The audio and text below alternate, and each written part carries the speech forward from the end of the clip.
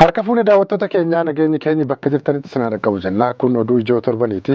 Oduu ijoo torbanii taateewwan torban kana keessa ta'an guutuu Oromiyaa fi akkuma biyyattiitti akkasumas guutuu addunyaatti wantoota dhagahamanii fi ilaalaman cuunfinee walitti qabnee kan isin biraan geenyu ta'a. Egaa har'as oduu ijoo torbanii keenya kan isin biraan ga'uuf jirru Anbaayiluu Naccoo Waayilli Kiyya Geetuu Alamaayyoo fi ogeessi kaameeraa keenya immoo Abtaamuu Abarraati. Haga xumura oduu ijoo torbanii keenyaatti nu waliin turaa isin jenna. Ayyee Geetuu bagana kan dhuftee mee oduu ijoo torban kana keessa jalqabaa mee namti karaa kiyyan nan jalqaba. Egaa akkuma beekamu torban kana keessa guutummaa Oromiyaatti gaddii guddaan yerootti dhaga'amedha. Dheekkamsi guddaanis yerootti ka'edha. Humnoonni ganamaa kaasanii Oromoon jaallanne kichuu Oromoo karaatti hambisuu warri beekan torban kana keessas wanti dhagahame waan nama sururu waan uummanni Oromoo itti mufate itti dheekkame akka malee guutuu addunyaatti illee maali kun kan nama jechisiisu oduu wayitaawaa ture. Oduun kunis godina Shawaa Kaabaa aanaa Dharraatti dargaggeessa illee sadarkaa dargaggummaarra illee nama hin geenye nama ganna 15 ka ta'e dargaggoo Darajjii Amaaree humnoonni shiftaa shororkeessitoonni garee finxaaleeyyii Amaaraa Faannoo jechuun of waaman daangaa darbanii mucaa kana bifa suukanneessaadhaan qalanii jiru yookaan gorra'anii jiru. Kun waan nama sururu hawaasni keenya akka malee kan itti dallane kan dheekkame kana wal qabatee roorroo guddaan yookaan roorroo dhalate kan akkamitti deebifnedhe hawaasni guutummaa goleelee Oromiyaa maratti gumgummii kaasee wayita jirutti odeeffannoon kun bahee. Egaa mucaan kun maatiin isaa akka himanitti egaa warra maatii isaanii akka dhaga'ametti miidiyaalee hawaasaa irrattis akka naannahamaa turetti akka lakkoofsa Itoophiyaatti hagayya gaafa 21ti. Hagayya gaafa 21 bara 2016 dha gochi suukanneessaa kun kan raawwatame. Aanaa Dharraa bakka jiraatan irraa humnoonni kun humnaan maatii isaarraa adda baasanii akka hoolaa aarsaa dhiyaateetti gorraani. Kanaan wal qabatee rakkoo nageenyaa naannicha keessatti mudate yookaan aanaa sana keessatti mudateen yoo xiqqaate baatima darba kana keessa jechuudha. Namoonni 43 ol akka ajjeefaman miidiyaaleen gabaasaa ture. Hidhattoonni Faannoo jechuun of waaman kuni daangaa ce'uudhaan dhagaa haleellaa suukanneessaa kan isaan raawwataa jiranii achi qofa miti. Kun egaa miidiyaa hawaasummaa irratti argame malee kan isaan gadi hin taane gochoonni gara hammeenyaan jabaate yookaan guutame kan dargaggoo kanaan gadi kan hin taane goleelee Oromiyaa bakkoota adda addaa keessatti raawwatamaa ture. Keessumaa lixa Oromiyaa godina Horroo Guduruu Wallaggaatti yaadatte yoo ta'e baatiiwwan 5 dura akkasuma odeeffannoowwan adda addaa darbaa ture. Nama qalanii mormarraa kutanii itti dhaadatuu geeraraa turan. Egaa humnoonni Faannoo Amaaraa jechuun of waaman kun garee faashistii yookaan shororkeessitoota jedhee waamuu nan danda'a. Gocha gara hammeenya dhala namaaf hin malle Oromooyyuu miti. Dhalli namaa kamiyyuu gocha akkasiitiin akka waan namni fedhu jira natti hin fakkaatu. Garuu warri kun warra garaa jabummaan guutan, warra dubartoota gudeedan, warra haadholii harmoolii mana irratti guban, qabeenya saaman kan argatan fudhatanii ofiif qofa kan jiraatan nama akka barbaadanitti gara jabinaan ajjeesanii bo'oo kan boolla keessa kan buusan gareen kun guutummaa Oromiyaa nama dandeessisu keessatti bakkoota adda addaatti gochoota suukanneessaa ilmaan Oromoo irratti raawwataa turaniiru. Egaa kanaan wal qabatee dhaabbileen siyaasaa Oromoo keessaa Adda Bilisummaa Oromoo mootummaan naannoo Oromiyaa akkasumas rogeeyyoonni siyaasaa beektonni hayyoonni siyaasaa dhimma kana ifatti balaaleffataniiru. Egaa ibsa adda bilisummaa Oromoo baase keessaati adda bilisummaa Oromoo gocha kana kan raawwate humnoota garee faannoo ta'uu eeruudhaan mootummaan Itoophiyaa immoo meeshaa kennee sponsor gochuudhaan bira dhaabbateera. Kanaaf itti gaafatamuu qaba. Gaafatamni jiraachuu qaba. Ajjechaawwan guutuu Oromiyaa keessatti ta'aa jiruuf mootummaan Itoophiyaa guutummaatti gaafatama jalaa bahuu hin qabu jechuudhaan ibsa baaseera. Paartiin Koongireesii Federaalaa Oromoos ajjechaa gara jabina godina Shawaa Kaabaa aanaa irratti raawwate kana balaaleffateera. Hayyoonni siyaasaa kanneen akka bebbeektota jechuun egaa aktiivistoonni Jawaar Mohaammadis dhimma kanaan wal qabatee waa dubbateera. Bu'uuruma kanaan immoo ammas gochi kun gocha gara jabina daangaa darbe waan ta'eef barattoonni Oromoo mana barumsaa sadarkaa adda addaarra jiran dhaabbilee yuunivarsiitii olaanoo keessatti warreen baratan keessumaa guutummaa Oromiyaa jechuu dandeessa. Darbeellee yuunivarsiitii Arbaa Minch, yuunivarsiitii Asoosaa, yuunivarsiitii Hawaasaa, Diillaa yuunivarsiitiitti amma oduun kun kaleessa qophaa'utti amma guyyaa kaleessaallee hiriirri mormii bahamaatu ture.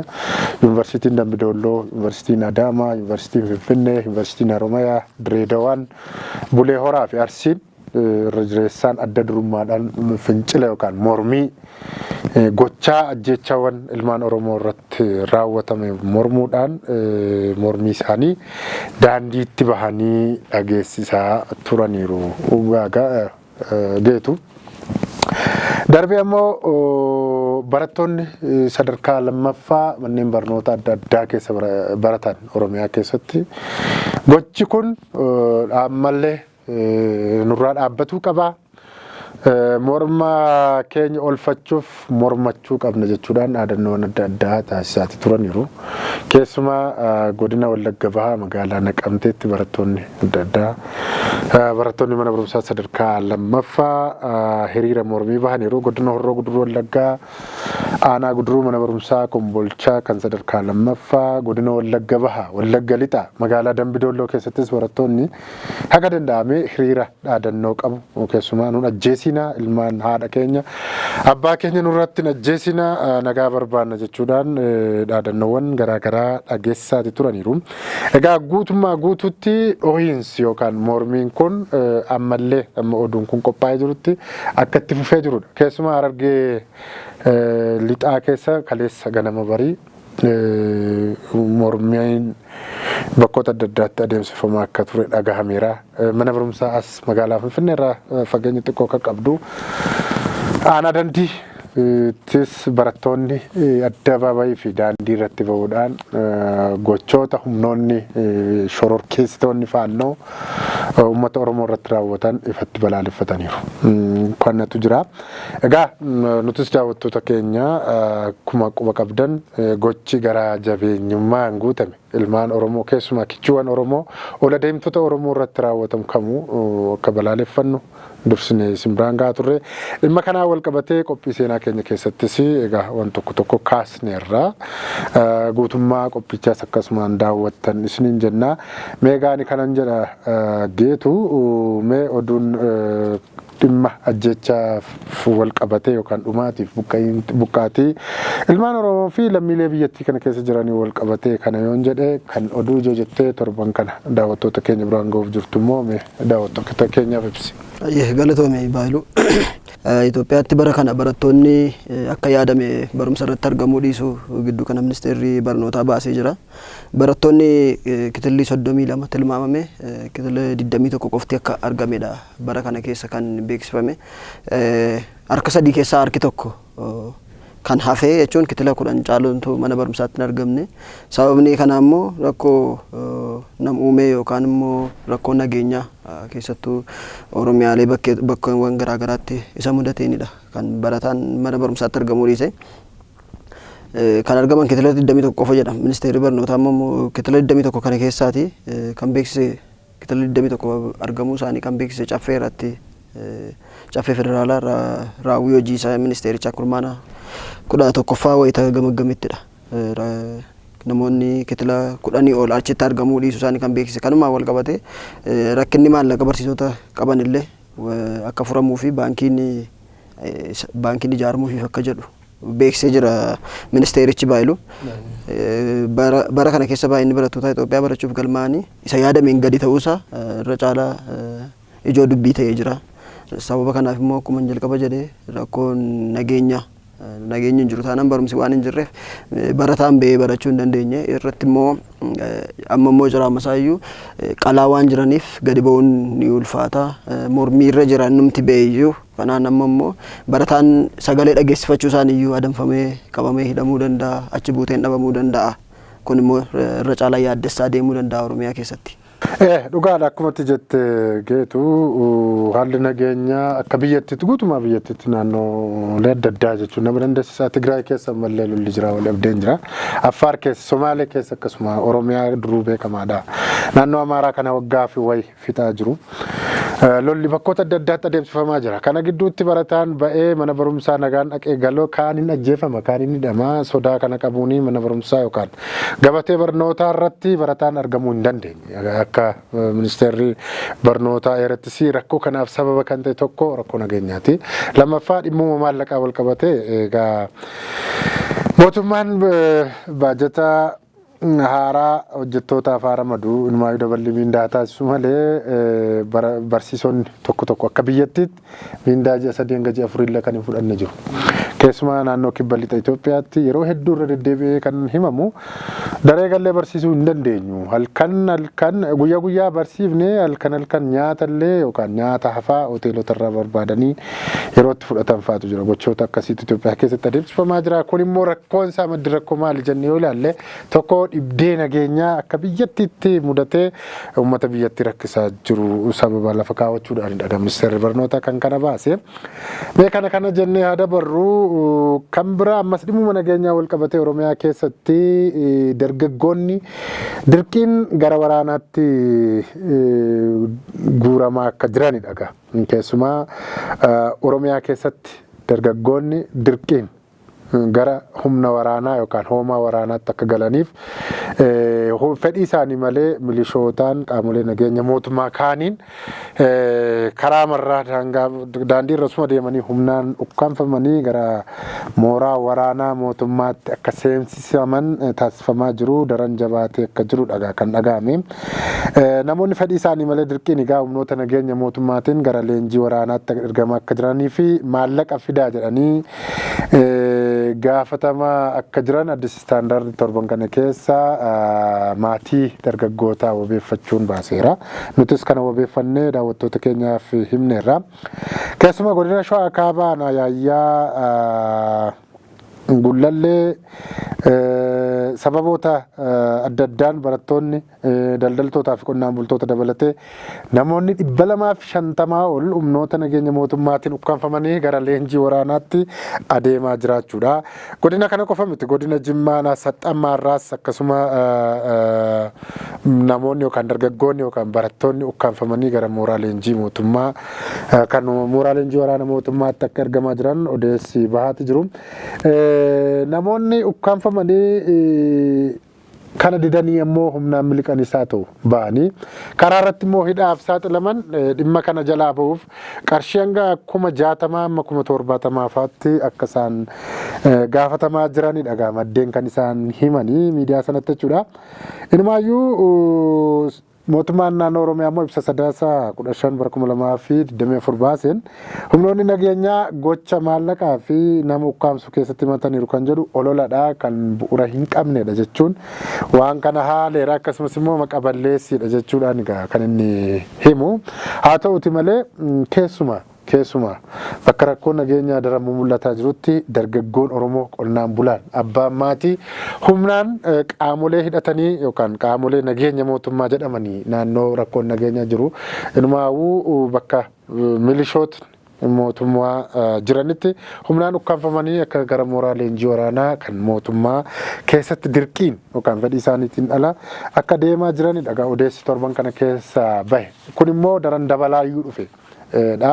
Garuu mootummaan lakki kuni waan bu'aan qabne maqaballeessii mootummaa irratti adeemaa jirudha jechuun torban kana keessa gaafa sadaasa 15ti garuu inni kan baase mootummaani sadaasa 15 bara 2024 ibsa baaseen ifoomseera garuu lafarra kan jiru garuu nutis daawwattoonni keenya ergaawwan adda addaa karaa keessaa yogguu himanii humnaan fedhii isaanii malee akka dirqiidhaan gara mooraa waraanaa kan mootummaatti geeffamanii yookaan ukkanfamanii kan isaan deeman yeroo baay'ee ergaawwan adda addaan daawwattoonni keenyaa fi namoonni adda addaa nuun qunnamanii nutti himaniiru garuu lafarra kan jiru kana jechuudha geetu mee kan biraa akkuma jette namoota kamsanii gara waraanaatti erguun kun godinaalee sana qofa osoo hin taanes gama Finfinnee keessatti iddoo baay'eetti argamaa jira. Sababni isaa immoo beeksisi ba'ee namni galmaa waan dideefidha kan isaan humnaan dargaggoota gabaa dhaqanii galan qabanii waraanatti ergaa jiranii tu himata itti baniin mana hidhaatti jijjiiruudhaan kan gama waraanaatti ergaa kan milishaatti ergu kan immoo waraana mootummaa federaalaatti kan isaan ergan kanatu jira. Kan biratti jiru kan itti aanu mootummaan Naayijeeriyaa lammiisaa kan Finfinnee jiran 270 mana hidhaa Qaallittii jiran akka fudhatu mootummaan beeksise. Ajajni kana kan kenname mana murtii federaalaa yoo ta'u sababni kennameef namoonni Naayijeeriyaa mana hidhaa jiran kun nyaata isaanii dhimma fayyaa isaanii irratti mootummaan akka hin dandeenye kanaaf hidhamtoota isaa kana akka fudhatu jechuun gaafateera. Galaalchi Naayijeeriyaa Punch jedhamu akka gabaasetti mootummaan Itoophiyaa hidhamtoota sana baajata ittiin isaan sooru akkasumallee tajaajila fayyaa itti kennu waan hin qabneef imbaasii Naayijeeriyaa Finfinnee jirutti akka fuudhee biyya galchu gaafatee jira. Imbaasii kan Naayijeeriyaa Finfinnee jiru gaafatee jira. Manni murtii olaanaa federaalaa Abuujaa jiru iyyata firoottanii fi abukaattonni hidhamtoota Qaallittii jiranii dhiyeeffatan ilaalee murtii kenneera. Lammiileen Naayijeeriyaa kan Qaallittii hidhaa akka jiran hatattamaan biyyatti haa deebi'anii jedhee gaafateera ministeera dhimma alaa fi koomishinii diyaaspooraa Naayijeeriyaa. Abbaan seeraa murtee kana dabarse Nyaangii Inkiwoo lammiilee 270 sana akkuma mootummaa Itoophiyaa baajata hin qabu jedhee gaafatetti biyyatti deebisuuf hojiirra haa oolu jechuun dhaddacha sadaasa 14/2024 taa'ee irratti ajajaniiru. Dhimma akkuma kaastee dhimma kan hidhamtoota Naayijeeriyaa as Itoophiyaa keessa jiran keessumaa magaalaa Finfinnee mana hidhaa Qaallittii keessa warreen jiraniin akkuma kaastee hidhamtoota sanaaf baajanni nyaata isaanii rakkoo fayyaa yoo saaxilaman gatiin isaanitti yaalaman maarree kana mootummaan Itoophiyaa sin danda'u jechuudhaan kana dura iyyatee ture. Egaa manni murtii Naayijeeriyaa immoo dhimma kana wal qabatee hidhamtoota lammiilee biyyattii ta'an kan Naayijeeriyaa 270 hatattamaan gara Naayijeeriyaatti akka fidamu yookaan akka geessudha. Kanarratti walii galuu kan dhagahame. Konfedereeshinii waldaalee hojjettoota Itoophiyaa yeroo lammaffaaf muummicha ministeeraa Itoophiyaa fi gaaffii dhiyeessaniitu jiru. Gaaffiin isaanii immoo maal inni kan jedhu dhimma gibiraa fi mindaa irratti kanaan dura gaafatee ture. Konfedereeshiniin waldaa hojjettoota Itoophiyaa kuni gaaffii gaafates deebii dhabeetu jira. Egaa konfedereeshinii waldaalee hojjettoota Itoophiyaa kuni ka'umsi isaa mindaan hojjettoota biyya kanaa seeraan hagas jedhamee haa beekamu jechuun seera akkatti ba'uufidha kanaan dura kan gaafatee ture. Garuu ammaatti deebiin arganne inni biraa immoo qaala'insi jireenyaa wal qabatee taaksii yookaan gibirri hojjettoota irraa citu akka hir'atuuf keessumaa irra deddeebiin haala qaala'insa jireenyaa wal qabatee waldaan yookaan konfedereeshinii waldaa hojjettoota Itoophiyaa kuni yeroo baay'ee hojjettoonni of danda'anii jiruuf jireenya mataa isaanii gaggeeffataa jiran maaliif mindaan isaaniif kaffalamu gadi bu'aa waan ta'eef keessumaa immoo hojjettoonni dhaabbilee dhuunfaa keessa jiran akka malee fayyummaa isaanii kaasee akka sadarkaa jiruuf jireenya isaaniitti haalli isaan argatanii fi keessa jiran waan ammaa si'anaa keessa faana yeroo wal qunname yookaan wal si'atee deemu akka malee cinqamaa fi rakkachaa akka jiranidha kan isaan himanii. Kana immoo irra deddeebi'anii muummicha ministeeraa Itoophiyaa Dr. Abiy Ahmediin xalayaatiin barreessaniiru. Egaa torban kana keessas kan dhagahame xalayaa kana si'a lammaffaa tokkoffaa gibirri yookaan qaraxni yookaan gibirri isaan irraa citu akka hir'atuuf mindaan illee akka dabalamuufi. Qaala'insi jireenyaa kun akka malee waan isaan hubee fi falli biraallee akkaataa isaanitti damdamatuu danda'an falli biraa uumamuu akka qabu. Mindaan hojjetaa tokko kan dhuunfaasaa ta'u kan mootummaa ka'umsi isaa hagana jedhamee seerri itti bahee itti haa tolfamu jechuudhaan konfedereeshiniin waldaa hojjettoota Itoophiyaa torban kana keessa himameera. Muummichi ministeeraa kana dura dhimma kana paarlaamaa biyyattii irratti yaada kennaniiru. Dhimmi kun ilaalamuu akka qabu qajeelfamni illee akka kennan. Ajaja kenname garuu waggaa tokko oli. Ajajni sun aga yoonaatti firii yookaan ammoo bu'aa hin argamsiisne. Kanarra deebi'uudhaan egaa marroo lammataaf konfedereeshinii waldaa hojjettoota Itoophiyaa xalayaa muummicha ministeera Itoophiyaa fi baaseeni yookaan barreesseen dhimmoota kana gaafatetti jira. Ministeerri maallaqaa federaalaa waan kanarratti yaadni kenne egaa amma torban kana keessatti yookaan amma oduun kun qophaa'etti wanti jedhe tokkoon dhagaamne dhimma xalayaa konfedereeshinii waldaa hojjettoota Itoophiyaa yaada kennetti gaaffii muummicha ministeera gaafatetti waan jedheen qabu gaa ministeerri maallaqaa tokko kana.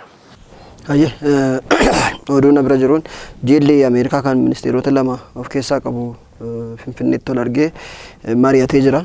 Jila isaa kan gita isaa kan biyya kanaa wajjin wal argee mari'atee jira. Jilli Ameerikaa kan qondaaltota olaanoo ministeera ittisa biyyaa fi ministeera haajaa alaa irraa bakka bu'an lama Finfinnee keessatti ministeera ittisa Itoophiyaa Injiinar Aayishaa Mohammad akkasumas qondaaltota ministeerota dhimma alaa wajjin taa'ee mari'ateera. Ijoon maree dubbii isaanii rakkoo nageenya Oromiyaa fi akkasumas naannoo Amaaraa keessa jiru fala akka argatu karaa nagaan fala akka argatu jechuudhaan kan isaan mari'atanii keessattuu waliigalteen Piriitooriyaa hojiirra oolee guutummaan hidhattoonni Tigraay keessaa meeshaa eeggatanii akka leenjii fudhachuu danda'an irratti mari'atee jira. Mata duree ijoo dubbii godhatee jira kana lamaan irratti dhimma nageenyaa fi dhimma waliigaltee Piriitooriyaa sana irratti dhimmoota kana lamaanii wal qabatees ta'e kan waliigaltee hariiroon Itoophiyaa fi Ameerikaa jidduu jiru irratti furuun danda'amu irratti waliin mari'ataniiru qondaaltonni biyyoota lamaanii kun. Oduun kun irra deddeebiin dhaga'amaati ture. Ammas jilli Ameerikaa irraa dhufe kun dhufee haala nageenya biyyattiin keessa jirtu qaamota dhimmi ilaallatan waliin marii akka taasisanidha kan dhaga'ame.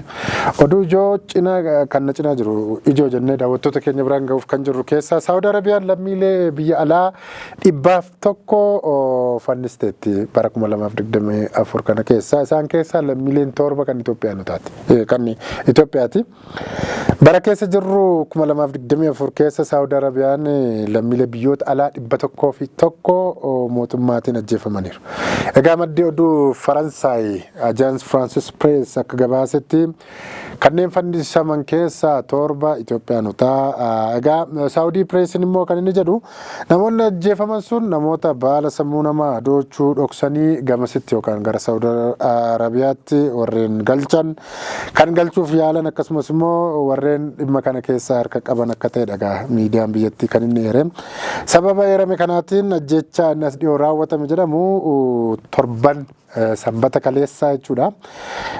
Lammii Yemenii tokko irratti ajjechaan fannifamu kun raawwatameera. Mana keessa erga turanii booda namoota ajjeefaman keessaa lammiileen Paakistaan 21, Yemen 20, Sooriyaan 14, Naajeeriyaan 10, Masriin 9, Joordaan 8, Itoophiyaan 7, Sudaan 3, Indiyaa fi Afgaanistaan 3 akkasumas Eertiraa, Sri Lankaa fi Filiippiinsiin tokko akka ta'edha kan dhaga'ame. Egaa Ajaans Francis Pressiin akka himutti taanaan baay'ina lammiilee alachitti ajjeefaman irraa harki 3 kan bara 2023 harka 3dhaan dabaleeti jira. Ajjechaan kun garmalee dabalee akka jirudha. Bara 2022 fi 2023 keessa namoota 34 kan ajjeefamanii.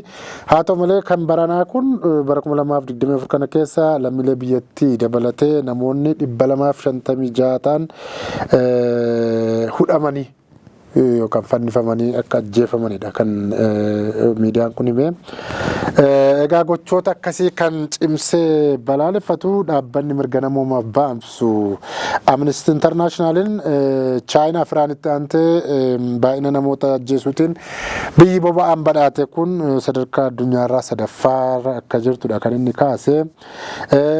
Keessumaa jaarmiyaaleen dhimma kanarratti dhiyoo ta'an keessumaa jaarmiyaaleen dhimma mirga namoomaaf falman adabbiin akkasii kun nugusti Saawudii akka dhaabuuf deddeebisanii gaafachaa akka turanidha kan hin dhagahame. Adabbii akkasiitti nama darbuun gara jabeenya kan qabuu fi daawwattoota biyya alaarree garas akka hin deemne akka taasisudha kan jaarmiyaaleen kun himanii. Kanaaf mootummaan Saawudii Arabiyaa irra deebi'ee ilaale jechuudhaan jaarmiyaaleen mirgoota namoomaaf baabsan ibsa yeroo yerootti babbaasaa turaniiru. Haa ta'u malee mataan Saawudii Arabiyaa dhimma kana gurratti hin kennine namoota 100 baranuma qofaa hudhee ajjeesuusaa yookaan hudhee fannisee ajjeesuusaa miidiyaaleen gabaasaniiru. Nutis daawwattoota keenya biraan geenye radeetu.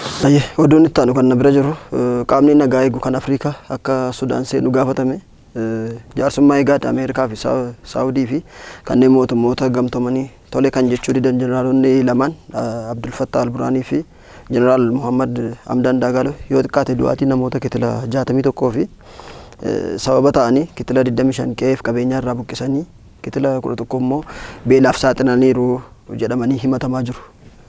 Lola sana keessa biyyoonni alaa kan dantaa mataa isaanii ilaallachuuf gara lama goranii jeeqaa jiran illee jiru. Biyya keessaas Afrikaa keessaas biyya alaatis jedha wayita miidiyaaleen tokko dubbatanitti jarri lama jarri Afrikaa fi gama alaatiin bu'aa mataa isaanii barbaadachuuf jecha jarroora kana lamaan gidduu seenanii warri jeeqan jiru jechuudhaan gaafataniiru. Gareen biyyoota gamtoomanii gareen biyyoota gaanfa Afrikaa of keessaa qabu IGAD qaamni nagaa eegu tokko gara Sudaanitti ergame jeneraalota lamaan sana gidduu seenuu akka qabudha kan isaan dhiyeeffatanii. Jaarmiyaa kana kan gaafate Ameerikaa gamtaa Afrikaa yoo ta'u qaamni nagaa eeguu fi gamasitti haa ergamu kan jedhe biyyoota Afrikaa keessaa ta'ee garuu warra bu'aa ilaallachuuf lolicha keessaa harka hin qabne warra ta'uu qabanidha. Warra lola gamlachuu keessaa harka hin qabaatin garuu nagaan akka bu'uuf yaadani waraana walitti fidaniiti gama sanatti erguun akka barbaachisudha kan dubbatame. Gama kanaatiin gamtaa Afrikaaf gaaffii kanarratti deebii namoonaatti kenname akka hin jirredha kan dhaga'amaa jiru torban kana keessa. Tole geetu oduu ijoo torbanii kan na cinaa jiru kan biraanii Somaliland pirezidaantii haaraa argatteetti torban kana keessaa filannoo sadaasa gaafa 13 bara 2024 Somaliland gaggeessitee turteenii bu'aan isaa torban kana keessa beekameera. Egaa komishiniin filannoo biyyattiis pirezidaantii kana kan mo'ate ifa taasiseera. Egaa pirezidaantummaaf dorgomaa kan turan dhaabbileewwan 3 akka ta'edha kan beekamu. Isaan keessaa sagalee filattoota harka 50 ol argachuun kan mo'ate dhaaba siyaasaa Waddiinii jedhamu bakka bu'ee kan dorgome Abdirrahman Muhammad Abdullahi yookaan ammoo maqaan masoo isaanii Irroo nama jedhamanidha.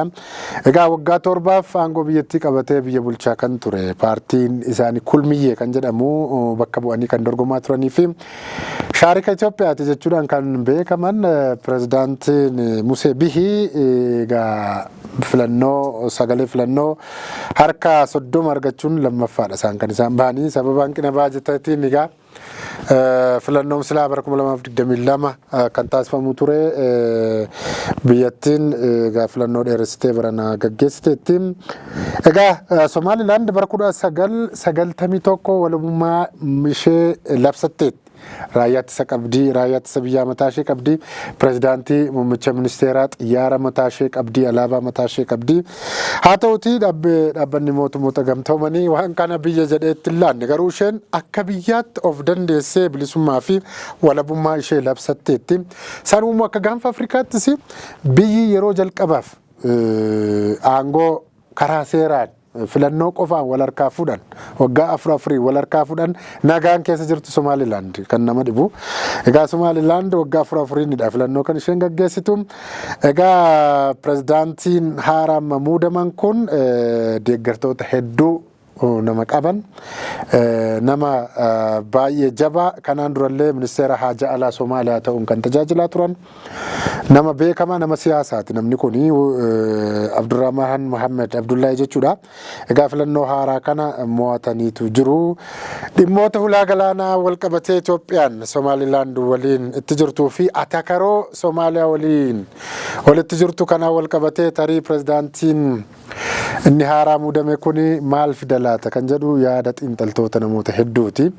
Haa ta'uuti waan sana keessa deebi'ee akka ilaaluuf jiru morkataan kun yeroo duula na filadhaa yookaan pirezidaantii haaraa akka ta'an irroon jechuudha. Yeroo duula na filadhaa kana waliigaltee mootummaan Somaalilaandii fi Itoophiyaa dhimma ulaa galaanaa argachuu irratti waliin taasisanii mee irra deebi'een ilaala yommuu jechuudhaan kanaan dura yaada kennaniiti jiru. Haa ta'uuti torbanuma kana keessa immoo kan dhaga'ame jiilli yookaan Itoophiyaan ambaasaadara gootee kan isheen Somaalilaand keessatti muuddee ambaasaadar Tashoomaa Shundeen jila biyya kana hooggantoota yookaan qondaalota waraanaa biyya kanaa waliin garasitti maluudhaan ergaa baga gammaddee muummicha ministeeraa irraa fuudhanii garasitti geessaniiru. Dhimmoota hariiroo biyyoota lamaanis mari'ataniiru. Tarii dhimmoonni waa'ee waliigaltee handaara galaanaa argachuu irratti biyyoonni lameen wal hubannoo waliif mallatteessan jalqaba bara 2024 kana ilaalchisee tarii hariiroon isaanii akkas sana ta'a laata kan jedhu immoo sodaatu jira. Egaa itti bahinsisaa maal kan jedhu daawwattoota keenya kan biraan geenyu ta'ageetu kanatu jira. Oduun xumuraa kan biratti hafe waa'ee Sudaan keessaati. Ingiliziin lola Sudaan keessaa dhaabsisuu nan danda'a kan jette wixinee yaada murtoo tokko gola nagaa eegdota mootummoota gamtoomaniif dhiyeessitee turte. Wixineen furmaataa qophaa'ee murtiif dhiyaate sun akka kan Jeneraal Abdul Fattah al-Burhaaniif Jeneraal Muhammad Dagaaloon lola akka dhaabaniif gaafatu yoo ta'u osoo darbee jiraate silaa gareen wal lolaa jiran yookaan wal waraanaa jiran waliigaltee duraan tolfatan kabajanii lammiilee biyyattii nagaarraa eeguu gargaarsi namoomaa uggura tokko malee uummata biraan akka ga'amuuf kan gaafatu ture. Wixineen dhiyaate suni yaada murtoo dhiyaate kana Raashaan immoo harkatti karaa bakka bu'aa ishee gola nagaa eegdota sana keessaa qabduun kufaa isaatiisteetti yookaan immoo fudhatama dhabsiisteetti. Kan isheen jette daangaa Sudaan eeguuf lammiilee isaanii miidhaarraa tiksisuuf gaheen fi dirqama kan qabu Sudaan malee waan dhiibbaa gola kana keessatti taa'amu miti jechuudhaan wixinee Ingiliz dhiyeessite kufaa taasisteetti. Sababa kanaatiin Sudaan keessa lola dhaabsisuuf yaaliin isaan yookaan walgahii isaan ta'an utuu furmaata hin argamin diigameera baayilu. Hooggantoonni waraanaa Sudaan kan amma wal waraanaa jiranii buqqaatii dabalatee ajjeechaa lammiilee 61,000 waliif sababa ta'aniiru. Kun hin komatamu. Yakki waraanaa biyyattii keessatti mudateera. Gudeeddii buqqaatii haleellaa sammuu haleellaa saalaa haleellaan samiif lafoon uummata meeshaa malee irratti raawwatamu kun ammas yoo xiqqaatee gara waggaaf wayii deemaa jira. Dhaabbachuu hin dandeenye jaarsummaa biyyoonni adda addaa Ameerikaa, Ingiliz, Saudi Arabiyaa, Qaataar biyyoonni kun jaarsummaa yeroo hedduu tattaa'aa turan garuu jaarsummaan sun bilaashuma. Ammallee murtoo ittiin arganne hooggantoonni yookaan qondaalonni waraanaa kun ammallee irraa fi lafoon wal haleelaa akka jiranidha. Miidiyaaleen biyyattis kan gabaasaa jiranii lolli kun xumuratti hin goone. Biyyoonni adda addaa akkuma kaasta UK dabalate biyyoonni hedduun fala waaraa kennina jechuudhaan inuma ifaaju. Igaadis gamtaan Afrikaas waan kana dhaabaa jedha. Waan kana falatti jaarsummaatti yeroo hedduu fiduu garuu ammaatti lol dhaabuu hin dandeenye. Kun egaa waan Sudaan keessaati. Oduu ijoo kan xumuraa kan cinaa jiru manni murtii idil addunyaa manni murtii akka idil addunyaa ajajoota yookaan hooggantoota biyyootaa irratti akka hidhamaniif egaa ajaja dabarseera. Keessumaa manni murtii akka idil addunyaa ministeera muummee Israa'el Beniyaamin Netanyaahoo, duraan ministeera ittisaa Israa'el Yoav Galantii, akkasumas qondaala olaanaa waraanaa kan Hamas Ibrahim al-Masir nama jedhamu yakka waraanaa fi yakkoota sarba mirgoota namoomaatiin barbaadamu jechuudhaan xalayaa hidhaa yookaan ajaja dabarseeti jira. Egaa baatii caamsaa 2024 darbetti abbaan alangaa mana murtii akka idil addunyaa akka qabamuuf ajajni akka bahu mana murtii gaafatee ture. Manni murtii garuu agaarraatti waan lafa qabsiisee hin jiru.